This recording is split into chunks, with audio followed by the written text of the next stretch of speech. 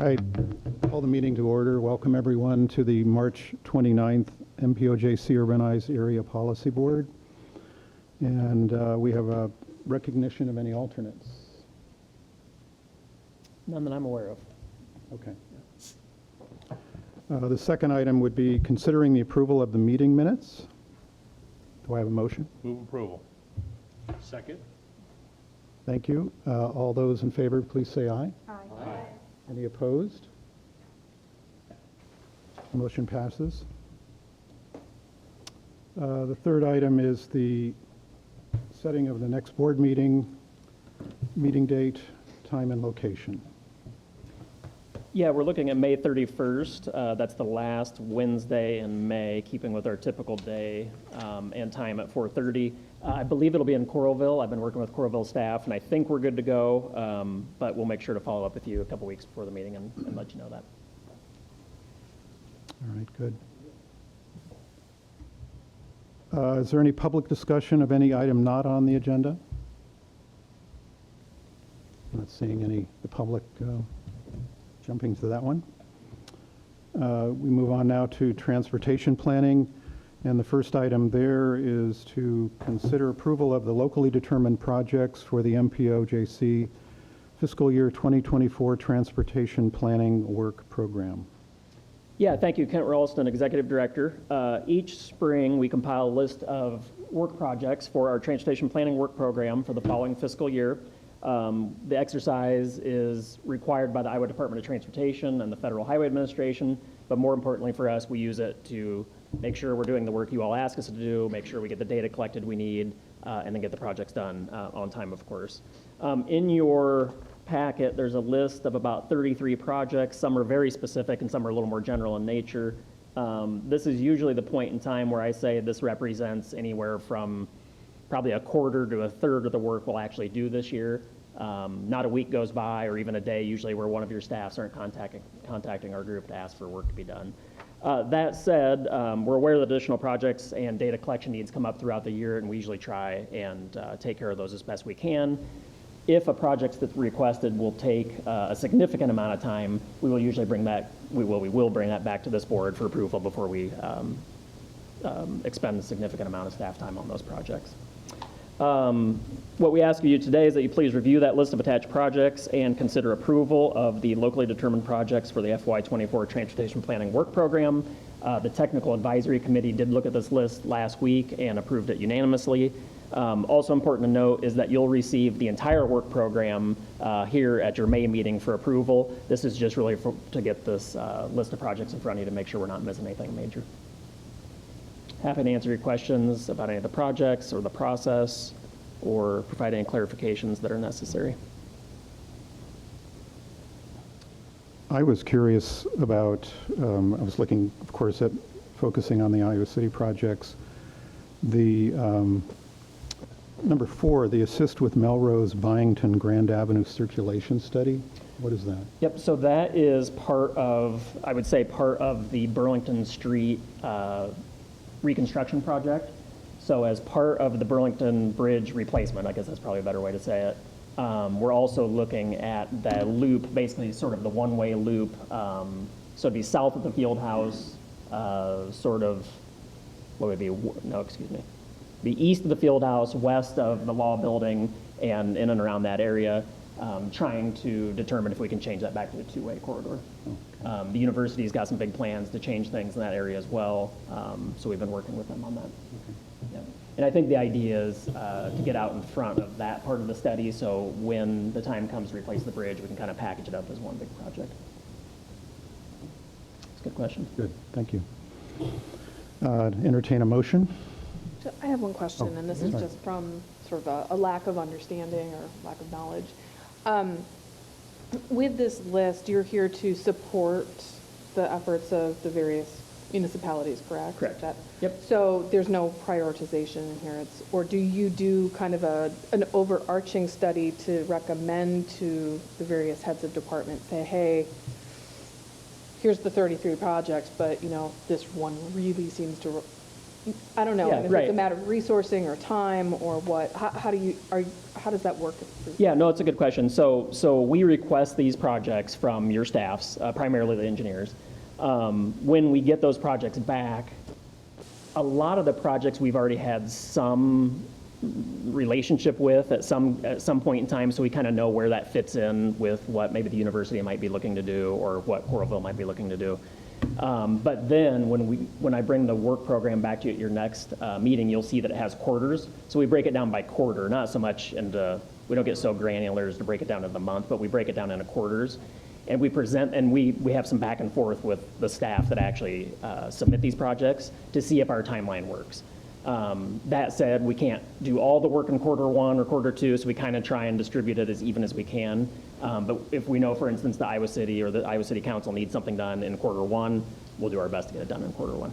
So it's a little bit loose in that way, but we really, like I say, break it down into quarters as best we can and then try and satisfy the needs of everybody. Yeah, it's a good question. Thanks. I just want to be sure, Kent, on number 31, which is the Crandic Corridor studies from the DOT, is that anything different than we've already been talking about? Okay. No, they've actually had that one in there for a few years, and the DOT, if you recall, actually helped fund the passenger rail studies. So Kathy Cutler, who's the District 6 planner, just keeps asking to put those in there just for their own reference, I think. But yeah, so yeah, number 32, like Laura says, number 31, assist with Crandic corridor studies. That would also include the bus rapid transit study that we're currently working on. Yep, good question. Any other questions? Does staff maintain a little longer list just in terms of FYI? We of course, if asked, could tell you what we've been doing. I used to put together an annual executive director's report, and that wasn't my idea. That was something that trickled down from directors before me. I stopped doing it just because it turned into a lot of work. And in talking to some board members at the time, I said, is this really valuable? And it was like, well, it's nice to have. But so I sort of got away from doing that. Certainly I can do it again. It just, for the time, I sort of drifted away from doing that a little bit, but yeah. The reason for that question is we have placed on our 5-year road project list a potential roundabout that would be done in conjunction with Coralville in fiscal 27. And just wanting to ensure that that's on everybody's radar in the coming years. Yep, and it would be because we solicit annually for these projects, so it should pop up. Good question. Any further questions? Seeing none, can I have a motion, please?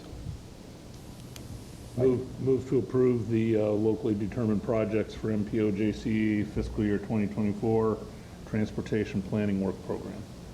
I'll second. Any further discussion? Seeing none, all those in favor, please say aye. Aye. Anyone opposed? Motion passes. Thank you. The next item is B, consider approval of a resolution regarding federal functional classification designations for urbanized area roadways. Thank you. Emily Bothell, Senior Associate Transportation Planner.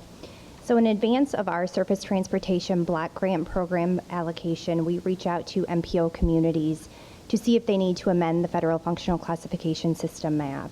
The classification system is a hierarchy of 5 roadway classes and identifies which roads are federal aid routes, and only 35% of our total roadway network can be on this map.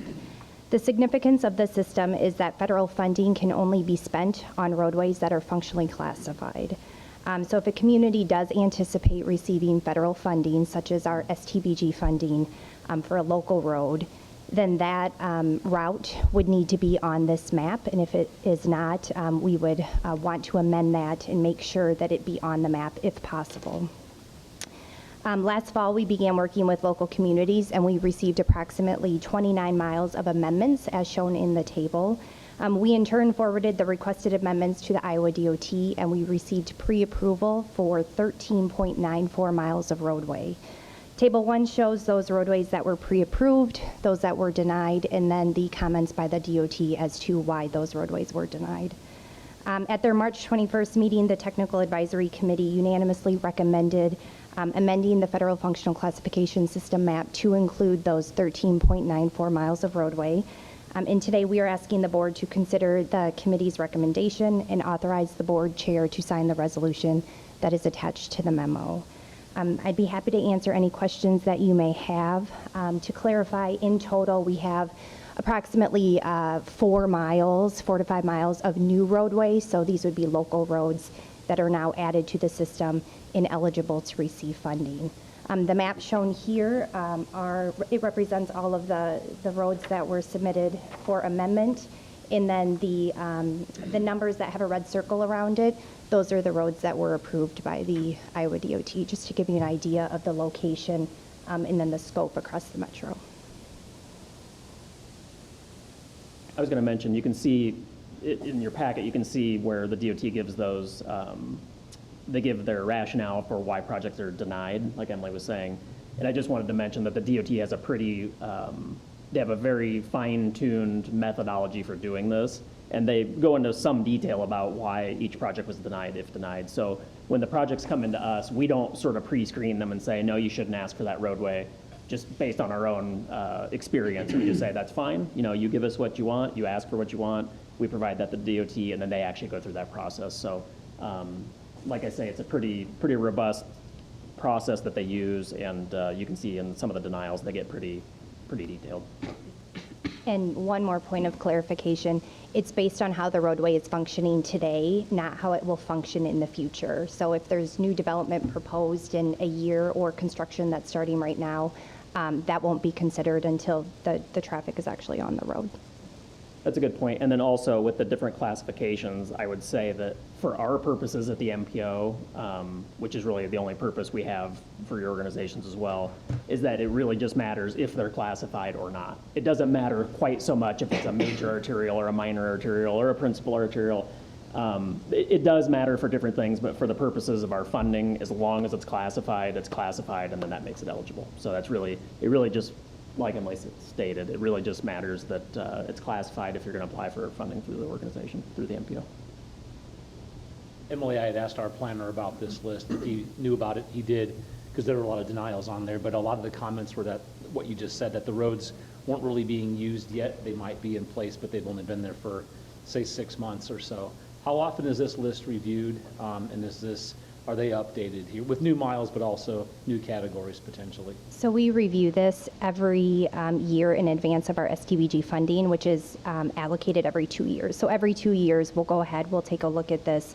Now, say we're bumping up to that 35% threshold, so there will be a point at which we cannot add any more roads. So some roads may need to come off, or some adjustments would need to take place. We just need to build more roads. Or build more roads, so then our total goes up. That's an option too. Thank you. Yeah. Yeah, and it's not to say we couldn't do this more often, but for the purposes of our funding eligibility, we just try and do this in advance of the funding decisions every 2 years. But if there's a reason to do it annually, we could certainly do that as well. Just takes a little bit of time. Any more questions?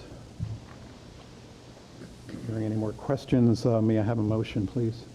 Mr. Chairman, I would move the resolution authorizing the amendment of the Federal Functional Classification System map incorporating the recommendations from the TTAC. Second. Any further discussion? Seeing none, all those in favor, please say aye. Aye. Anyone opposed? Thank you, the motion passes. The next item is consider approval of the MPOJC Surface Transportation Block Grant funding allocations.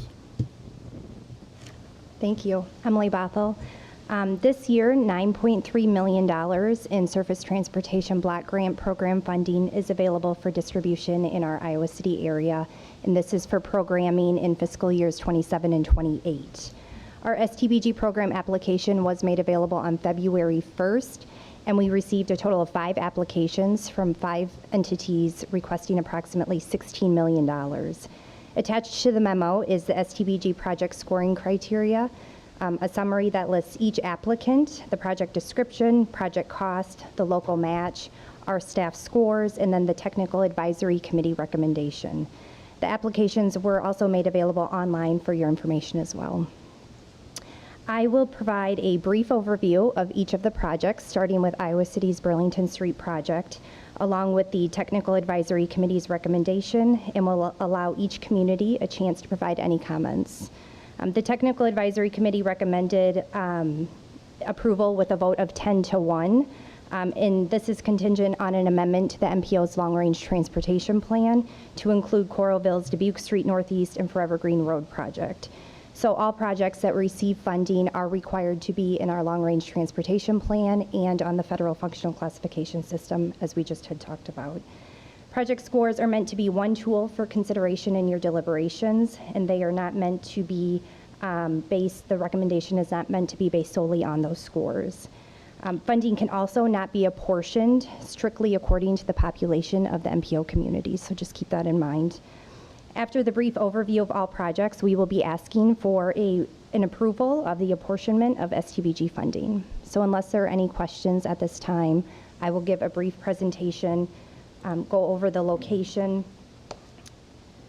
of each of these projects, just to give you an idea of where they are, what's included in them, and then again, allow the community to provide any comment if they choose. So the first project is Iowa City's Burlington Street Highway 1 Bridge Improvement Project. This is for the replacement of 2 Burlington Street and Highway 1 bridges over the Iowa River and the reconstruction of portions of Grand Avenue, Byington Avenue, and Melrose Avenue to allow for two-way traffic, on-street bicycle facilities, and pedestrian accommodations, along with the rehabilitation and replacement of the pedestrian overpass that crosses Riverside Drive. This project would provide for continuous bike lanes from Melrose Avenue to downtown Iowa City. This project is in the long-range transportation plan. Burlington is on the federal functional classification system, and the total project cost is $30 million. Iowa City is requesting $9.3 million in STBG funding, and the Technical Advisory Committee recommended this project receive $7.3 million. Iowa City, would you like to add anything? No? Okay. Can I ask a question? Yes. How does this work, since functionally right here, this is actually also Highway 1?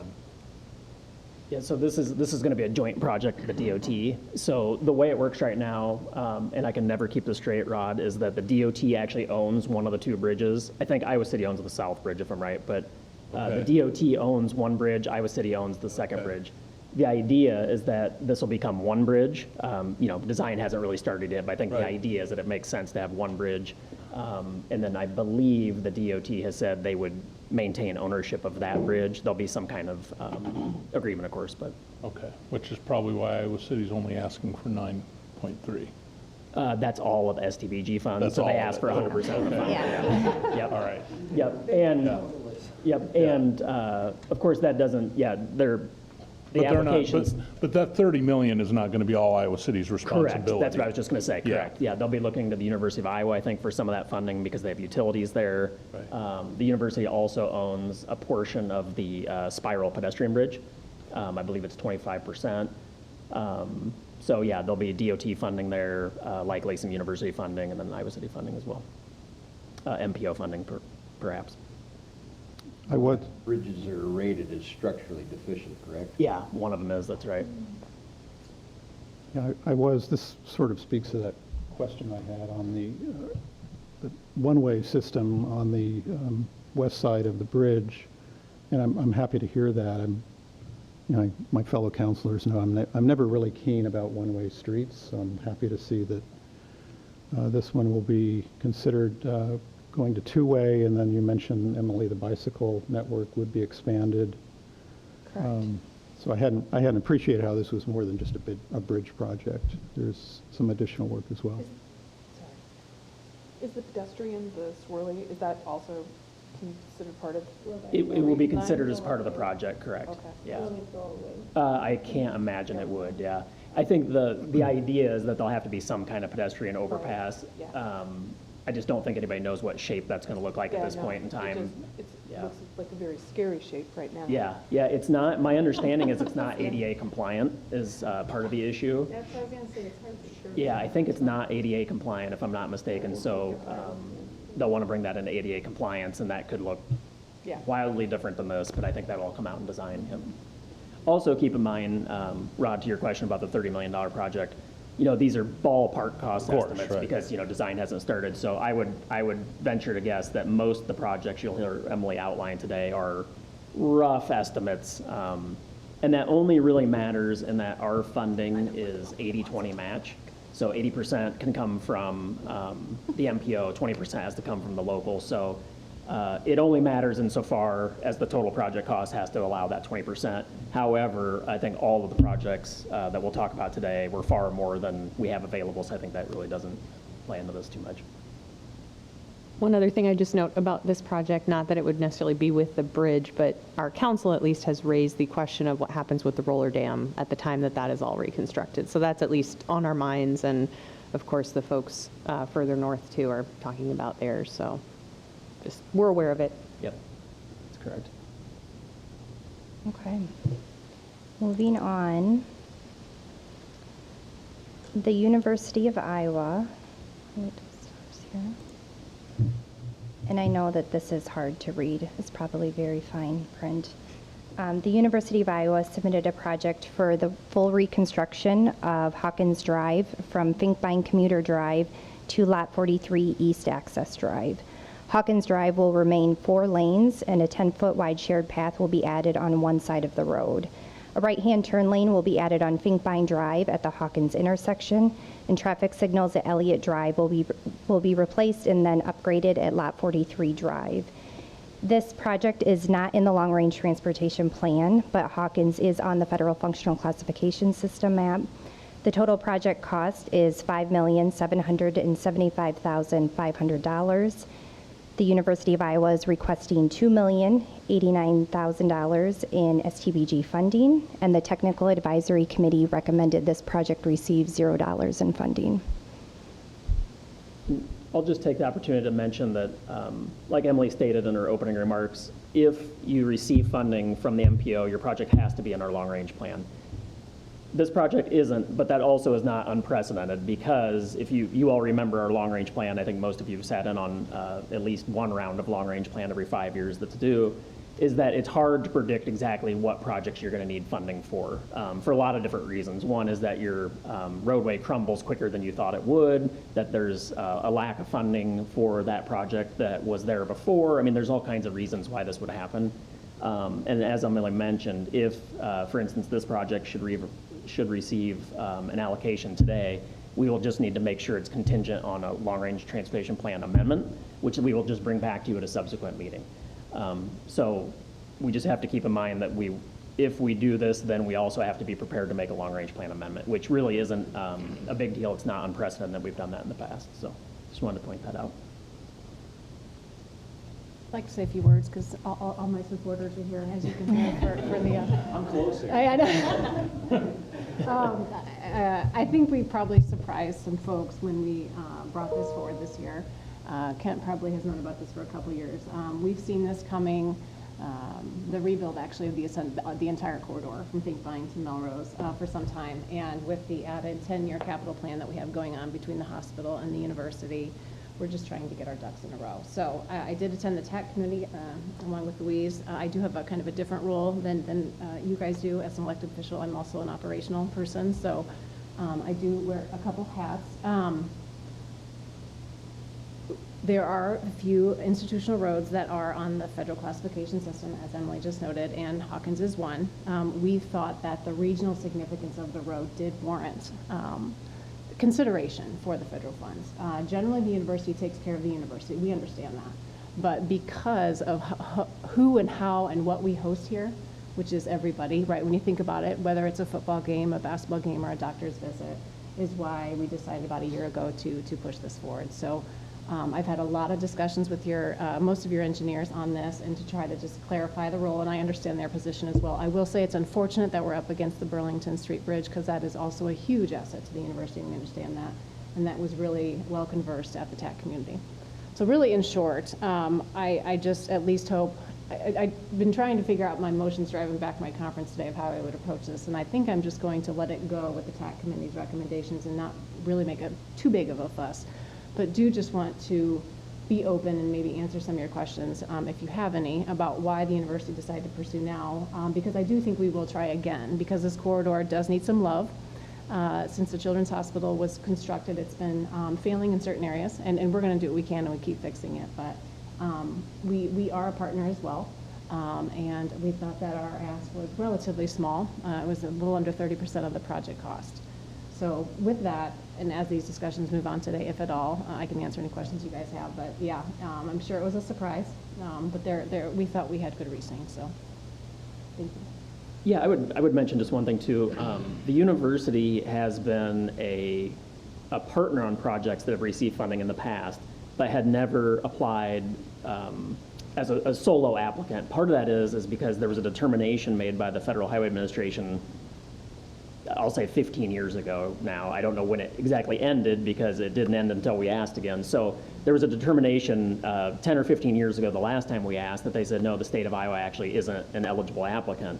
We asked again because this project was going to pop up, and Aaron and I had some discussions about it. I contacted the DOT and the FHWA again, this time with a different determination, and they said, yeah, there's no reason the university can't apply. That may be due to legislation and different reasons, but anyway, the determination was different. And the university has been an applicant before, a co-applicant with Iowa City on some projects. This time they were just able to apply by themselves. Mm-hmm. So can you provide any feedback? I was going to ask why, but Erin is graciously, I'll defer to her, not wanting to fuss over it. But can you provide any feedback why the committee didn't recommend any funding? I think so. And Louise was at the meeting. Of course, Aaron can share as well as staff. But I think at the end of the day, without sounding too forward, the communities want money for themselves, right? There's no surprise there. I think my perception is that, probably like Aaron has stated, that the university has other funding sources available to them. They've not really been a player, so to speak, before. And I think for those reasons, it just kind of colored the conversation that, maybe we should just lean a different direction, I think. There was something else mentioned that I will bring up. The city of Iowa City also said, hey, like we talked about with the Burlington Street Bridge project, they sort of made the pitch that the university is going to be some form of partner with the Burlington Street Bridge project moving forward, again, because there's utilities there's the roller dam that provides water for the university and all kinds of things. And I think the idea was that if the bridge project's $30 million and let's say Iowa City receives $7 million, well, now you've essentially got a $23 million project. The idea, I think, then, is that when they go to the university to ask for their percentage or number, whatever that is, contribution in the future, that if it's percentage-based or even number-based, I guess, that their contribution would then be smaller because the project cost has been lessened. So I know the public works staff at Iowa City mentioned this. They couldn't promise that would happen because there's politics and all sorts of things that go into these discussions. But I think the idea was sort of de facto that the university would, I guess, receive some of these funds in that way, if that makes sense. Yes. Now, again, whether or not that comes to fruition, I don't think anybody knows, but I think that's the idea, and there was I think a good faith effort to at least state that they would try to make that happen in the future. What am I missing? Other folks that were there, I think we spent some time on that. And as a point of clarification, and the university is huge. Don't get me wrong, and we have a lot of people to work with, athletics and housing, and then the academic side in the hospital, and parking and transportation, which is my department, which is self-supporting. So when people, the university will take care of it. It's usually a conglomeration of how we're going to get it done. And when it comes to roads, we do receive state funding, along with all the state parks in the state and all the other board of regents institutions. And every year I get X amount of funds to maintain and repair our roads, and whatever we don't spend on maintenance or snow removal or mowing the grass, we roll over into a capital project. So in my application, if you guys actually, I don't know if you read all the details, it takes us about 4 to 6 years to do a $4 or $5 million project. And the state allows us to go into the red and build back up, and that's how we did the first section of Hawkins. That being said, my department also defrays some of the costs for roads, especially where campus travels, which is fine, but we are mostly borne and bred by fees from employees, from patients and from students. So we are a little cost sensitive to some roads. And again, I think we're more than willing to take care of them all, but the more regional ones, again, another reason why we thought it was high time to put our foot in the door for more federal broad, funding. But yeah, I think Jason and I talked about or actually Jason Howell before the meeting. He's not wrong. His idea about defraying everybody's costs with the full allocation to Iowa City really hit home with me.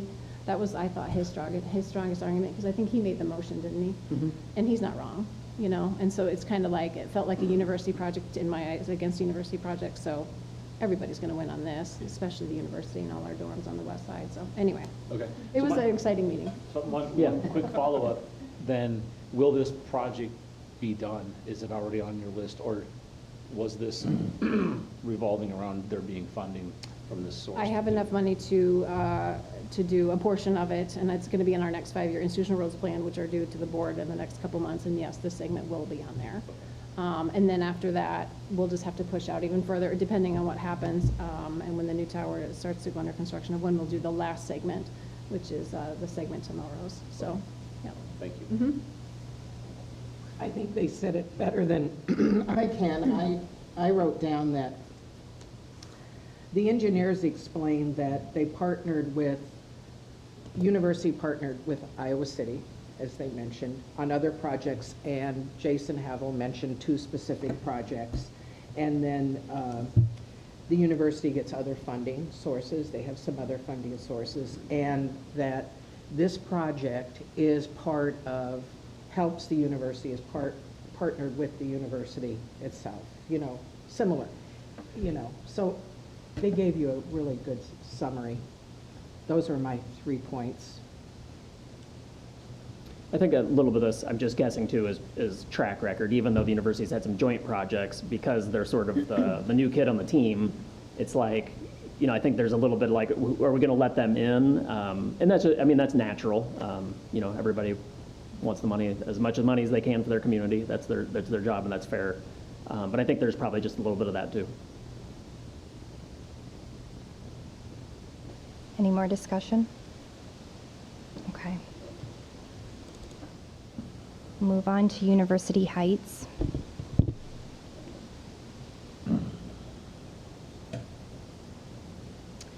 University Heights submitted a project for Sunset Street and Melrose Avenue preventative maintenance and pedestrian improvements.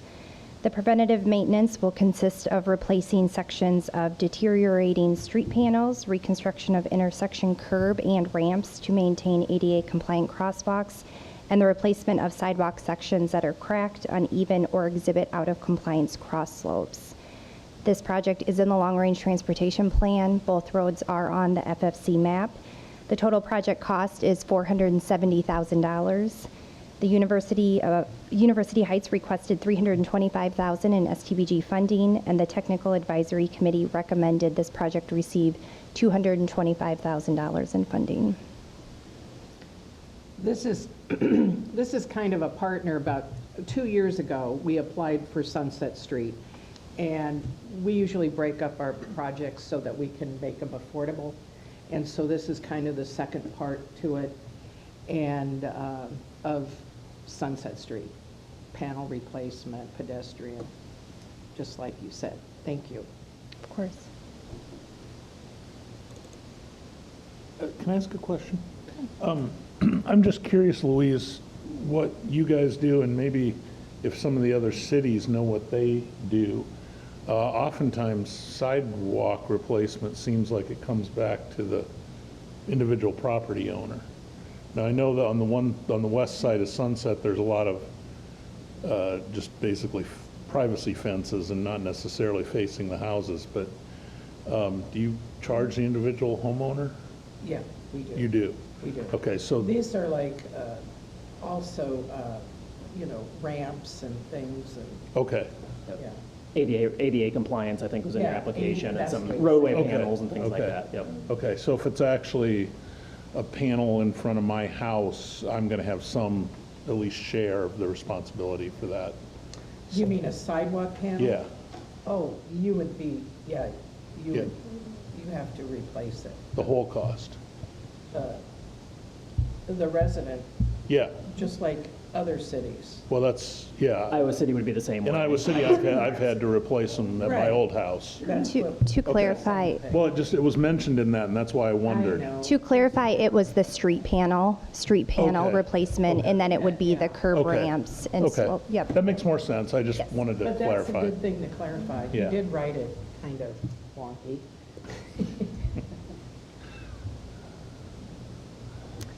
The next project was submitted by North Liberty. This is the South Dubuque Street Reconstruction Phase 2. This is to reconstruct and rehabilitate South Dubuque Street within the city of North Liberty from just south of East Sellers Street intersection to the roundabout at North Liberty Road. Existing conditions include a 2-lane asphalt roadway in varying condition with minimal gravel shoulders and open ditches. The reconstructed and rehabilitated section would include 2 vehicle travel lanes, 1 roundabout at a busy intersection, and a 5-foot wide sidewalk along the urban section. The existing multi-use trail would remain. So the roundabout would be at this intersection here. And this is just south of East Sellers Street. This project is in the long-range transportation plan, and this road is on the FFC map.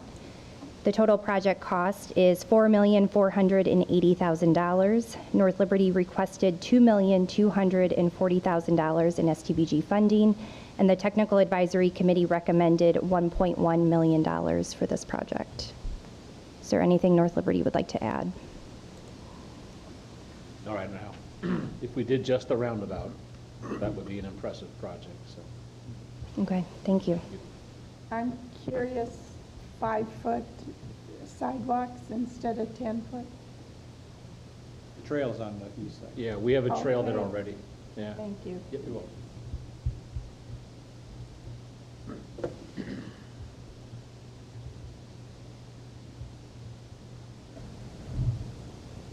The last project was submitted by Coralville here, and I'll do that just so you can get a sense of the area, because the pop-up kind of blocks it.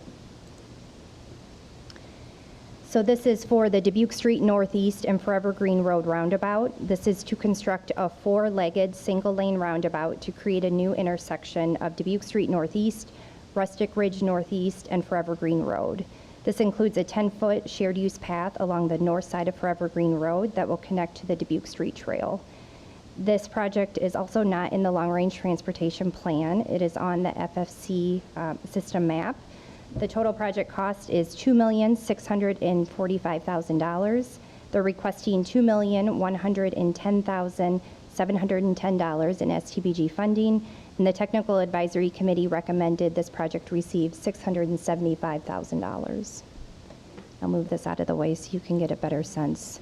Forever Green Road will come down in some form or fashion this way. Yeah, and I would just mention before the board gets into discussion that, as Emily stated, the project scores are just one tool. You know, the board is not, you do not have to adhere to the project scores with your discussion and your final determination. And in terms of the scoring, you know, our scoring criteria is imperfect. I think we all know that, and we spent a lot of time discussing that over the years. But I think it's important to know that we spend a lot of time on consistency. So even though it's imperfect, we're at least consistent from project to project to project. So, so rest assured, we do spend quite a bit of time on that. So things, I think, are scored fairly at least. But again, that's just one tool. We can amend project scores, of course. The committee's recommendation is just that, it's a recommendation. And the board can choose to go a totally different direction if you like. And we've actually got, Emily's got, she just pulled up here, we've got some spaces for different scenarios if we need to do some quick math and that sort of thing. So just wanted to point that out before we get started. I'd just like to mention on the final project proposal, I know that on the matrix, it indicates that it's being sponsored by the city of Coralville. It's a joint project with Johnson County. That's correct, yep.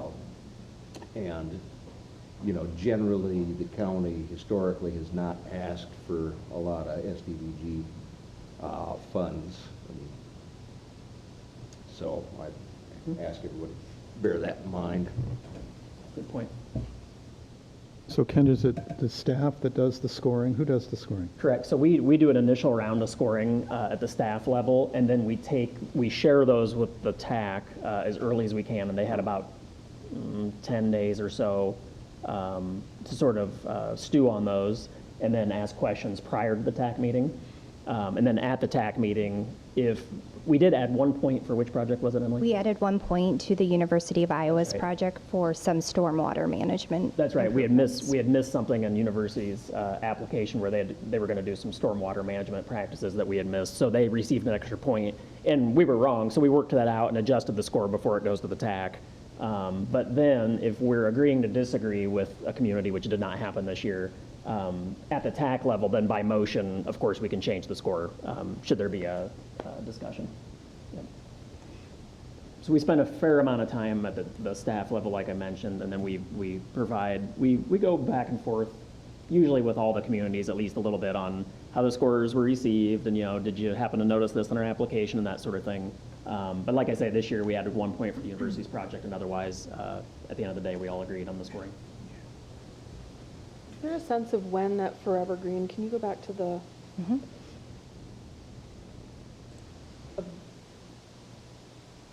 of when, so there's going to be a roundabout, but there's not a connection yet to Forever Green? Am I looking at that? Correct. Yeah, Forever Green will eventually come down, and I'm not certain. Kent, do you know on the timeline? I don't know. No, I don't. I don't know the answer to that. Yeah. So at the end of the day, though, Megan, it'll be a four-legged roundabout. Rustic Ridge, which is the road that comes off the south there. Dubuque, of course, coming in and out, and then the new Forever Green. But yeah, I don't know when that's slated for construction. Well, and my question is similar to what yours was. I mean, can you do this project without, at this funding rate? Is that planned? Has this been built into the partnership? Well, this is a few years out in the future, and so accepting that uncertainty, I suspect that we might have to go back and look at some of the features. And it also depends, we would have to sit down with the city of Coralville and see what their circumstances look like. Because right now, what we contemplate is that the county and the city would do a 50-50 cost share of what the surface block grant doesn't cover. With the funding allocation as it's currently contemplated from TAC, right now, we expect both the county and the city to individually contribute $266,500. At the TAC recommended funding level, our contribution amount would increase.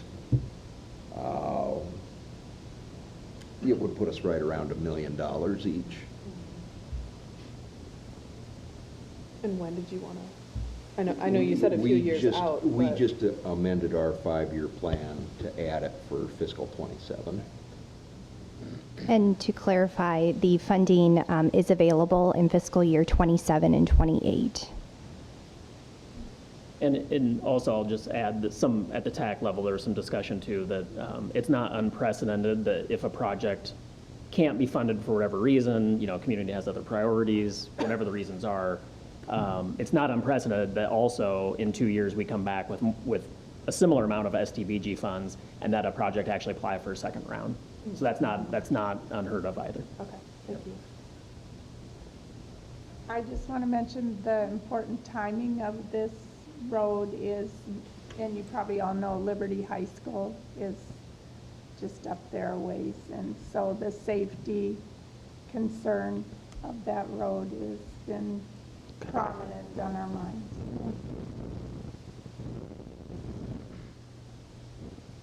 That's a good point. Yeah, I'm guessing that, I don't know this, but Megan, when you asked the question earlier, I'm guessing this is a developer-driven project, the Forever Green Road extension, because it's within the subdivision. Don't quote me on that. So to your point about the timing, obviously the roundabout's got to go in first, so they have somewhere to connect, so a few years out at least. Any other questions or comments? May I have a motion, please?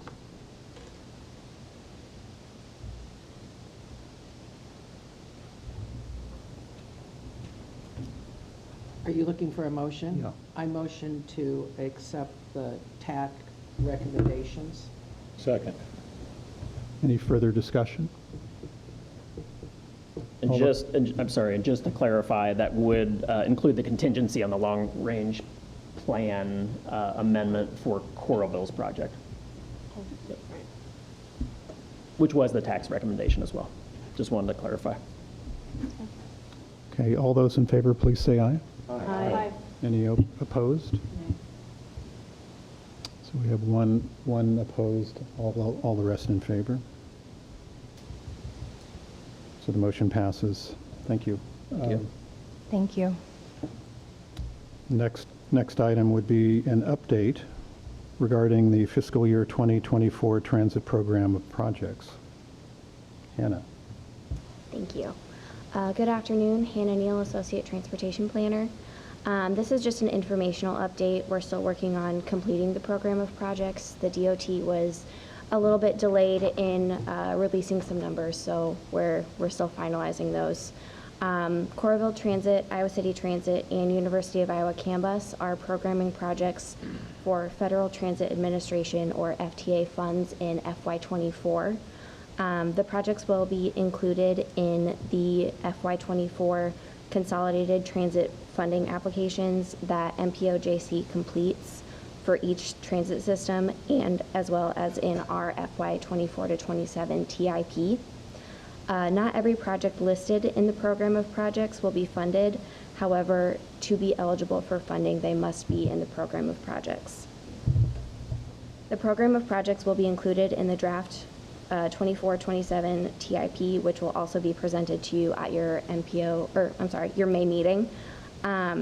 All three transit agencies will hold public hearings and have their program of projects approved as part of their consolidated funding application process by June 1. Normally, the consolidated funding application is due May 1, but the DOT has moved back the date by a month because they were late in getting out some numbers. If you have any questions, I'm happy to answer them. Again, this is just an informational update, so we'll have actual numbers for you at your May meeting. Yeah, usually with this memo, you'd see the lists of projects that Aaron's group has, as well as Iowa City and Coralville, listing off the bus purchases, shelters, mechanical type things in their shops, anything else they need to use federal funding on. Yeah, thank you. So, but again, like Hannah said, because the DOT was late in getting us some of their numbers, we don't have that list for you today. But as Hannah mentioned, that list comes to you as part of the consolidated applications in each of your organizations, and then all of those projects are rolled into our transportation improvement program, which you will all see. And the significance is that if your project, your bus purchase, your shelters, whatever there aren't on the list, then you can't use federal funding for them. Cool. Thanks. Thank you, Hannah. The next item is a verbal update on the I-380 Express bus system from East Central Iowa, the East Central Iowa Council of Governments. Yeah, so I asked Brock Grennis from ECOG to come down and give us an update. He did the same thing last week for the Transportation Committee. Aaron Shane has shown some interest in this. In recent months, we've had some conversations about it, as have I had with others. So we thought it'd be good to have Brock come down, give you an update on where they're at with the Express, and any questions that you might have for Brock? Yeah. Well, good afternoon. Thanks for having me. As Kent mentioned, I work for the East Central Iowa Council of Governments, ECOG. Much like the MPO, it is a planning agency, but we also house the Corridor Rides Public Transit Agency. So we have federal transit funds that flow through our agency to support our transit projects. I'll just talk about the 380 Express service, how it's been going, what we see in the future. Sorry you're only getting half my slides here, but the project itself is unique in that it was funded 100% by the DOT as part of the Interstate 80 and 380 interchange reconstruction. It was the first time the Iowa DOT has funded a transit project as a way to mitigate traffic associated with interchange, so it's quite innovative in that regard.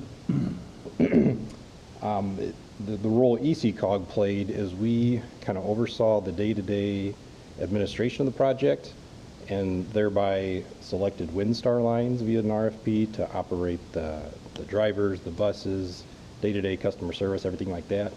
That relationship has worked really well. WinStar is a very customer service-driven organization. So if you talk to some of the passengers on the buses, I think you'll hear that they really appreciate kind of how the service operates. I put on there 44 hours as a service a day. So if you're familiar with transit, that's quite intensive, especially for a new service. These buses start rolling just after 5 a.m. and go to about 9 p.m. And then those peak times a day run every half hour. So the way it's set up is very intensive. It's been great because the riders take advantage of that, use it a lot. But looking forward, that's a goal to maintain service at that level, but in reality, it might have to cut back. With that said, the interchange project itself is wrapping up. You'll see by the end of the year it's substantially complete, but this service was able to utilize some of the funds and stretch it out till next June. So we'll go throughout the fiscal year, and right now that's how long the service will last. So some statistics, if you can read this graph. The lines represent each year. We do see a good pattern that the service follows the academic year. So it picks up in the fall, is lower in the summer. And if you can make out that gray line, that's 2020. Like all transit services, it really took a hit during the pandemic, but you'll see it really didn't flatline. We saw good ridership throughout the pandemic. A lot of that was to the University of Iowa, so the essential workers taking advantage of the service continued to use it, which we think is great. My numbers are cut off, but on a normal day now, you'll see between 350 and 400 riders a day, which is very good. Approximately 70% travel southbound in the morning, meaning they're going into Iowa City for work. But there's a sizable number that also travel north or to Cedar Rapids in the morning. We see it, about 7 a.m., 3 p.m. times. It's a really peak. If you're at the West Campus Transportation Center, you'll see a long line to get on the buses, similar with some stops in Cedar Rapids in the morning. It's gone really well. The graph on the bottom just shows that year to year. So we've really seen good growth. It's meeting the projections that we laid out in the beginning. Dealing with that pandemic kind of took a hit, but I think we're real happy with how it's going so far. Some feedback we've heard from the riders. They're happy with how it's gone. Some examples at the University of Iowa is now offered their students, faculty, and staff half-price tickets, much like they do with Iowa City and Coralville Transit. So that kind of speaks to the normalization of this service, where those commuters are seeing that as an option to take. University's been a great partner as they see the benefit to them. Same with Kirkwood. They started offering passes to their students.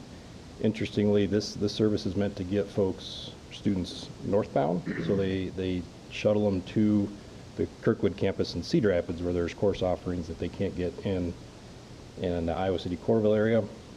Then in Park Cedar Rapids, they are offering discounted passes for people to park in their network of stops. So all in all, it's becoming a relied upon service. People are really taking advantage of it, and they are concerned with what's going to happen once the funding lapses and how they can continue to utilize that. So the big question mark is the financial outlook. Right now, the service is about $1.3 million a year to operate. We do see between $250,000 a year in fare box revenue, so the fares people pay to ride that. So the rough math comes out to about $1 million a year of what it'll cost to operate the service. So if we're looking on how we can fund this, much like all other transit services, kind of this three-legged stool analogy. You got about 30% you'd need to come from passenger fares, another 30% from state and federal operating assistance, which ECOG could play a role, again, as a transit agency. But the crux here is this local assistance. So all transit agencies, have some support from the local governments, whether it's Iowa City, Coralville, CAMBUS, or even Cedar Rapids. They really rely on those property taxes and funding from that local government, which this service does not have. We do have some possible grant funding we could pursue to kind of make up that shortfall. It's a good opportunity, but we'd be in the same boat that it's not a long-term solution. But we're kind of taking those, together as we look at this future steps. So to wrap up, the biggest priority now is just talking with the DOT and trying to convince them that it's a good investment for them to continue to help fund the service. That, I think, is our first priority, the one we want to focus on the most. If that happens to not continue on, we would like to talk with local governments. It's a tough time, of course. We know the environment that you're all faced with, but just identifying that, it's the public in these urban areas that are really benefiting from the service. If not, again, look at the potential grants, to make up that shortfall, and then if all else fails, pare down that service level. So we want to offer it just as it is now, but in reality, if we need to pare down to meet what funding we do have available, that would kind of be the last resort.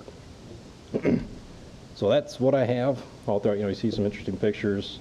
I'll point out this one on the bottom is kind of in the peak of pandemic. We were able to stagger 2 buses together to help social distance and continue offering service all along. So once again, thanks for having us. I'll take some questions. Yeah.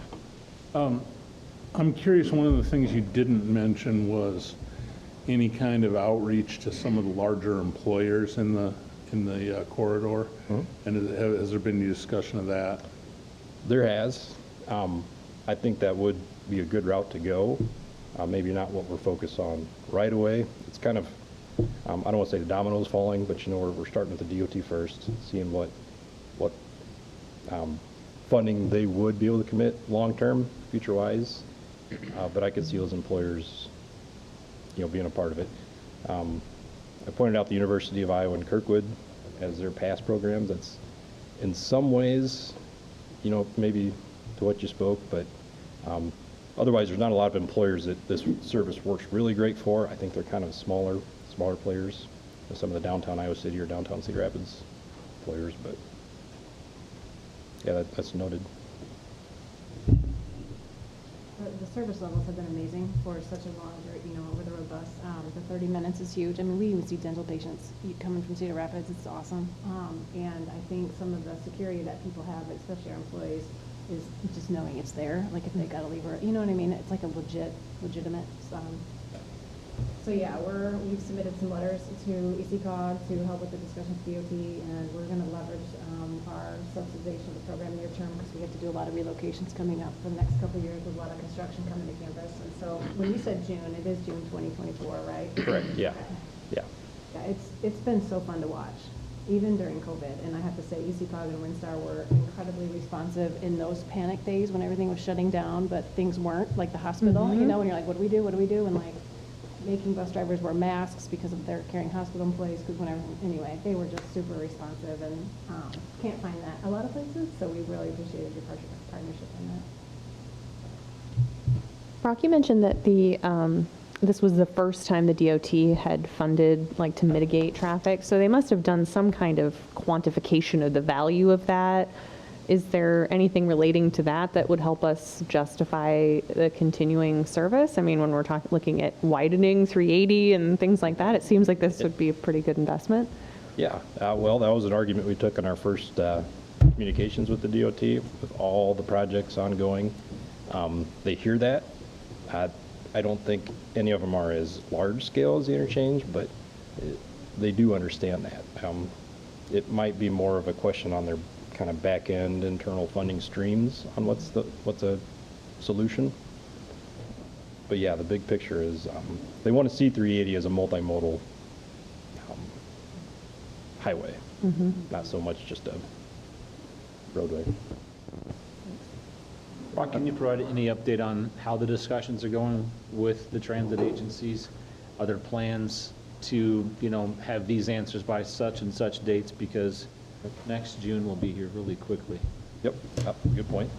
So I mentioned our first kind of goal is at DOT. We've talked with both Kent and the MPO here, and then the MPO in Cedar Rapids, just as kind of the first step to, get a sense of how we approach that and where we talk with that.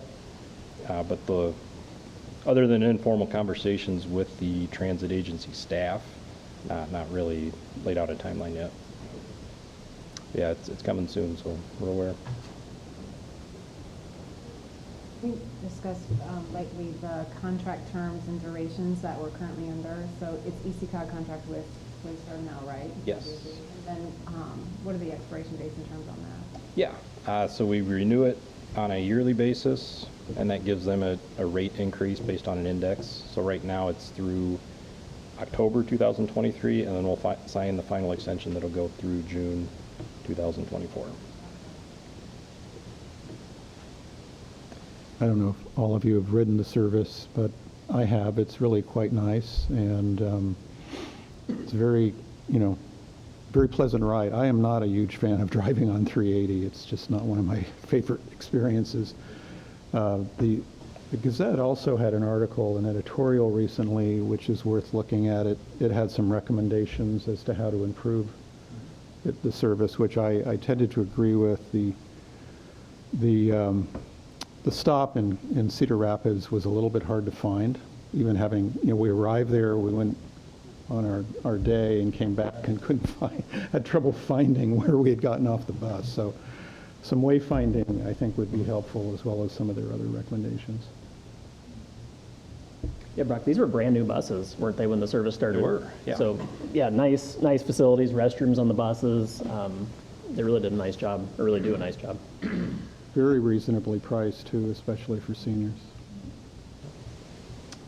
All right.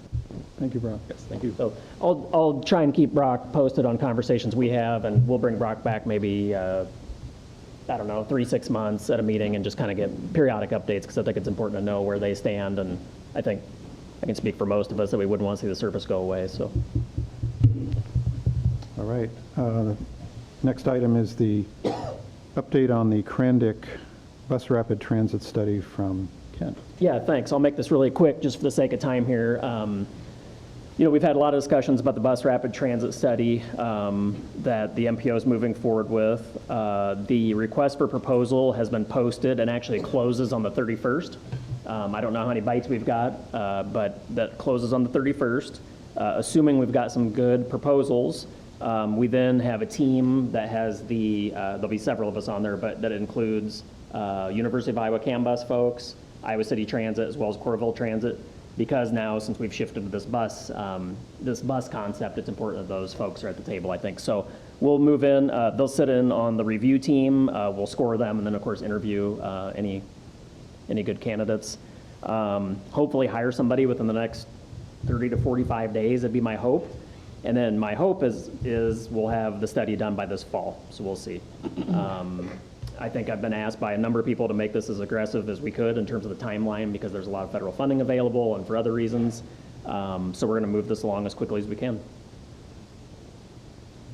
Clarifying point, what are the terminus points of the corridor that we're proposing to look at? Is it Iowa City to North Liberty to? So the idea is that this will mimic as close as the idea is that it'll mimic the passenger rail study as closely as makes sense, I guess, is the easy way to say it. So that was basically from Gilbert Street, because it was rail, not bus, but basically from Gilbert Street in Iowa City, South Iowa City, to Penn Street in North Liberty. So that's the idea. Also, one of the complications with the passenger rail study too was just finding out who all is going to pay for the study, which they're not huge numbers, but it's real money. So it kind of depends on who wants to help fund it, and if they have ideas on how far they want this thing to go as well. I'm not saying we'll throw out communities just because they're not, don't have the funding available, but we'll at least talk to those communities as well and make sure we're getting the extents correct. But I would say essentially from Burlington Street in Iowa City up to Penn Street in North Liberty. Seems like a logical corridor. I was thinking Forever Green, but I didn't know if it went further. That was an original terminus, but there was no place to stop, and it didn't really serve North Liberty. Right. So then on the third phase, the passenger rail study, then we have that back up to Penn Street again too. So, yep. Okay, cool. Yep. And like I say, the idea is to basically mirror those passenger rail studies as best we can, so we can compare them apples to apples and say the costs here, when you're looking at the cost, when you're looking at the service frequencies, the number of people we can carry, all of those things. I think if we venture too far from that, I think it's going to be hard to make a good solid comparison. So that's the idea, at least. We'll see what kind of proposals we get from vendors. One question that it's not related to the study, but I wanted to confirm that most of the route does not share the road with other traffic, correct? This, if we're using the Krandick right-of-way, yeah, none of it would be shared. I mean, there's some crossings, of course, but none of it would be shared. Now, whether or not that's the best idea, moving forward, I don't know, and that's what we'll rely on the consultants for.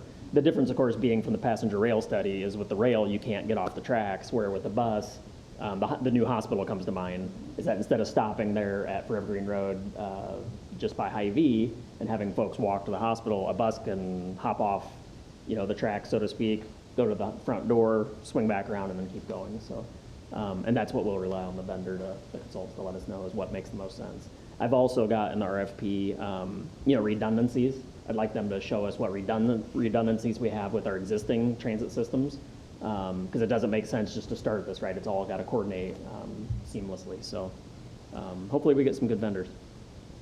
I bring it up in part because I was watching a presentation, and it talked about how, transit really has to be faster than traffic. Right. I mean, it's sort of obvious in a way, but it does seem that that's a potential advantage of Krandick, is that it's a completely separate line, so regardless how much congestion you run into as a driver, Krandick will be clear of that traffic. Right, and there's even ways at the crossings to give priority to buses as well, which CAMBUS does that now with some of their intersections, so we can even give priority to the buses. Where you have it on the street. Yep, and even keep things sped along even more, or at the crossings, at the road crossings, yep. Okay. All right. Any other questions? I'll keep this on the agenda from here on, basically, until we figure out what we want to do. Good enough. Thank you. Item 4, any other business? If not, I'd like a motion to adjourn. Moved. Second. All those in favor say aye. Aye. Opposed? Motion passes. We are adjourned. Thank you, everybody. Thank you, everyone. I appreciate your time.